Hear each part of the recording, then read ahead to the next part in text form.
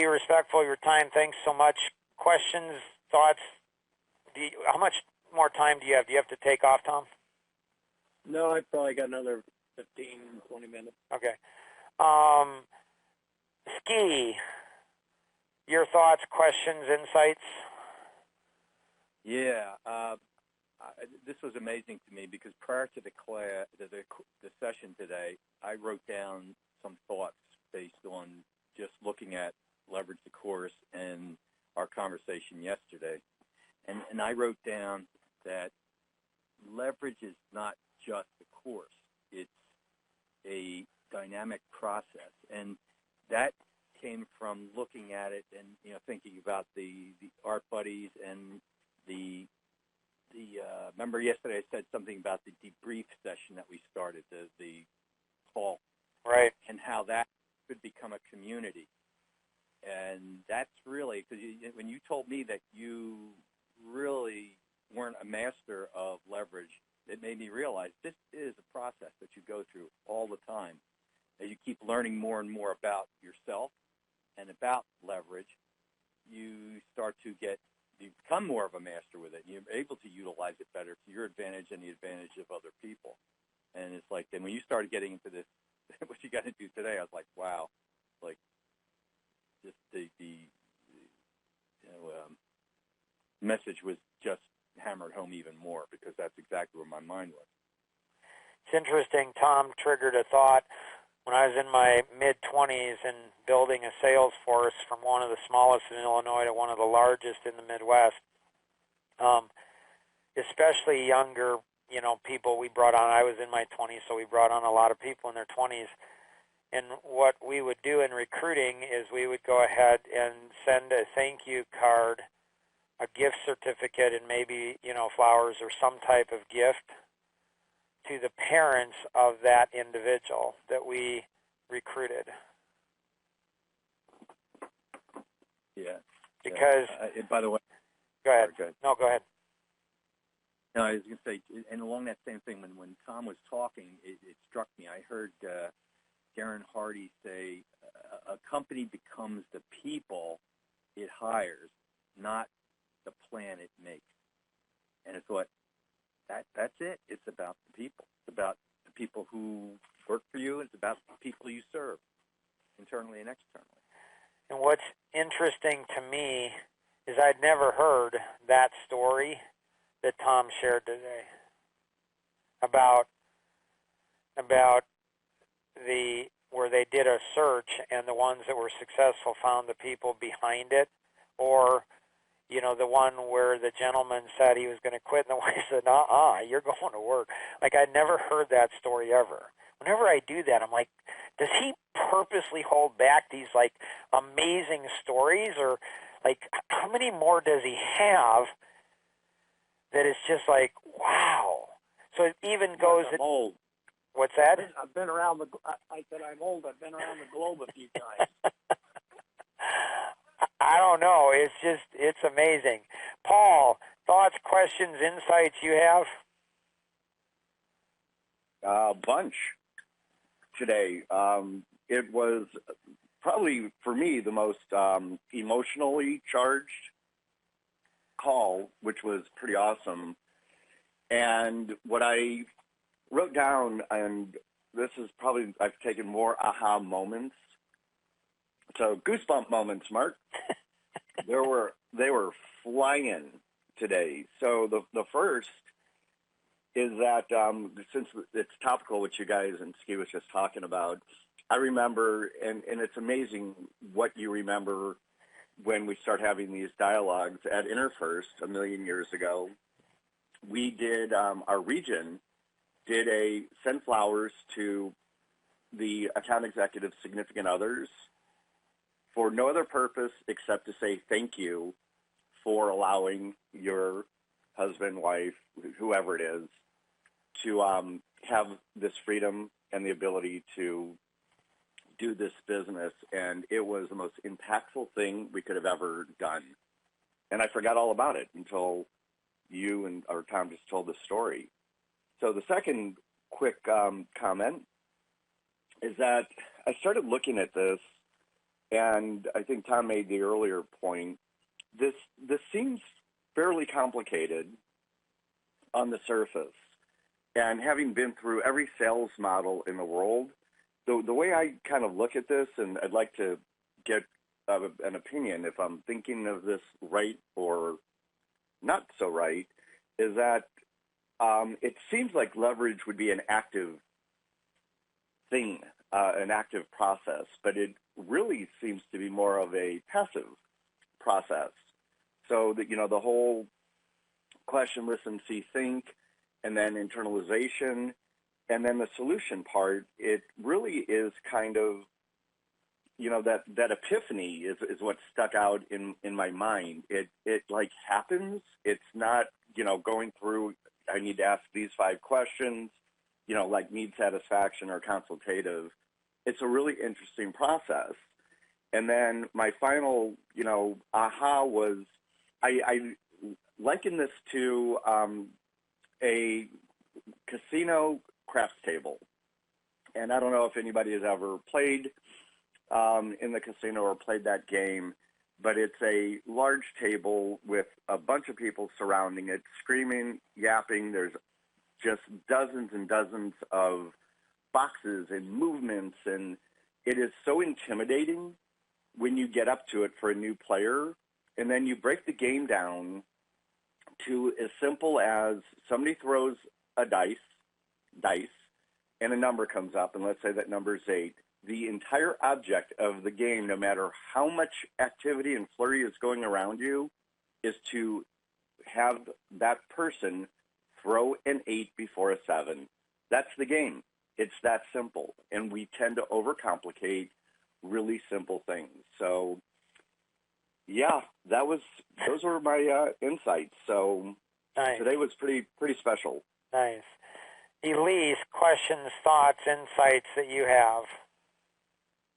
Yeah, a question kind of just going back to the initial first 7 minutes, Yep. talking about using leverage to come up with solutions. Do you have suggestions for those individuals who might have a harder time in the moment, quickly seeing the bridge in leveraging the data they have on someone with their potential solution? So Elise is just, she's magical. I mean, she just really is. And that's where when you take a look at the DNA for business, and if you can get professional coaching from Elise and her company, I'd for sure do it because this stuff comes alive. So the DNA for business is the 530 grid. In the 530 grid, there are 5 areas. It's very simple. And what Paul said is so true. People complicate things that are simple, and they simplify things that are complex. And that just messes everything up. There are some things that are really, really complex, and you better not make those complex things simple, but you better not make simple things complex. That's not going to work. So it's pretty simple. There's, 5 areas in business.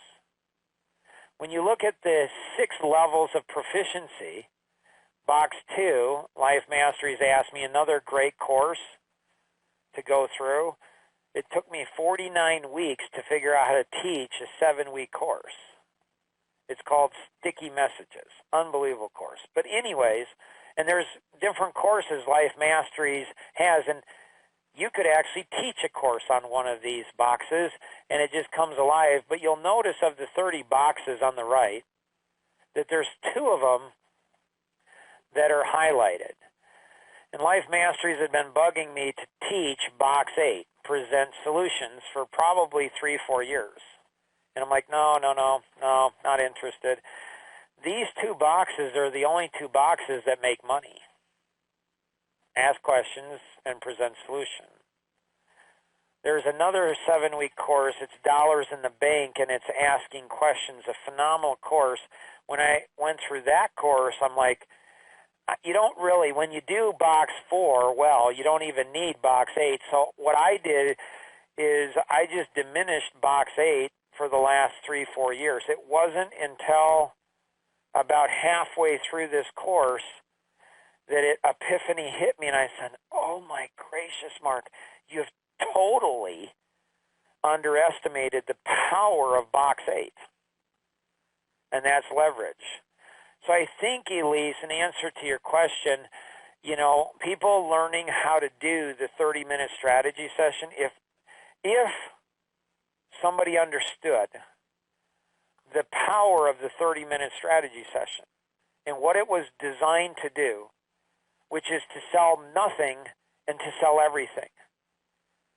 To have the ability to get in 14 minutes with a series of questions where that person is so drawn to you that they will be absolutely blown away in 14 minutes. If somebody really understood that, Elise, then they'd learn the 30-minute strategy session because it'll sell everything. Why? Because it's not designed to sell anything. It's designed to be able to understand at a deep level leverage. It gives leverage so much, and it helps you to connect in. And so when you master the questions, Elise, the 14 minutes of questions, you start to understand the magic that's woven into that 30-minute strategy session in a magical way. Like it is magical. It's like the wizard, but it's beyond the wizard. It's like spiritual. It's something where the person just feels loved and understood at a way that they have never felt loved and understood before. Does that make sense, Elise, or not so much? Yeah, it does. Thank you. Cool. Rosanna, any questions or thoughts that you have? No, I liked your explanation of the 30-minute strategy session. That was very helpful to me. So what would you say in the 35 years you've been married? You were 19, I was 20. What would you say the most amazing part of that 35 years has been?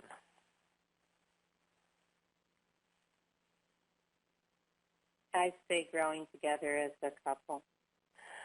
And what has been the most difficult thing in being married to me for 35 years? Growing together as a couple. Elise, Tom, Ski, Paul, anyone have any closing questions or thoughts? I don't know how anybody can top that. It's pretty cool. Yeah, it's pretty cool. I wish you guys could participate in the Chicago chapter of the Coffee Connection. My 24-year-old daughter is a single mom. To see her absolutely light things up, it's unbelievable. She's going to actually be out in Annapolis as well. Engineered Clarity is a compilation, a combination, a mixture. It's clarity.dnaforsuccess.com. That's clarity.dnaforsuccess.com. And this is a whole bunch of lives, mine, Tom, Peter's, Michael's, Ski's, Paul's, Rosanna's, Elise, and a whole bunch of other people. And it's so simple. It's gaining clarity in people, business, and life. And then it drills down in, and you can have a special gift, and you get a special free gift 30-minute strategy session from Life Masteries Institute, Life Legacy Partners. And then you can go into people, business, and life, and it's just amazing. I've never, ever seen anything like it that helps us to gain clarity where we desire it the most. So next lesson's going to be even better. I don't know how you get better than that, but it's going to be the do. And so it's going to be, okay, when we've internalized it, when people around us internalize it, you know that after the solution is presented, people say yes, then you do something. And when you do something, something weird happens. Something you wouldn't expect. Something I didn't even realize on a conscious level until Peter shared it a few weeks ago, a few lessons ago. And it's the most amazing thing. So once you go to do, you get the results, but it's not necessarily what you think. Again, great to have you part of the Backstage Passes. If you're not registered for Backstage Passes, you can go back and get that. I think you can do that. Figure it out. Tell them Mark said it was okay to get the Backstage Pass. Get the Backstage Passes because it gives you so much of the other pieces and how everything's connected. And always remember, we can accomplish so much more together than we ever could on our own. God bless and have an amazing day. Bye-bye.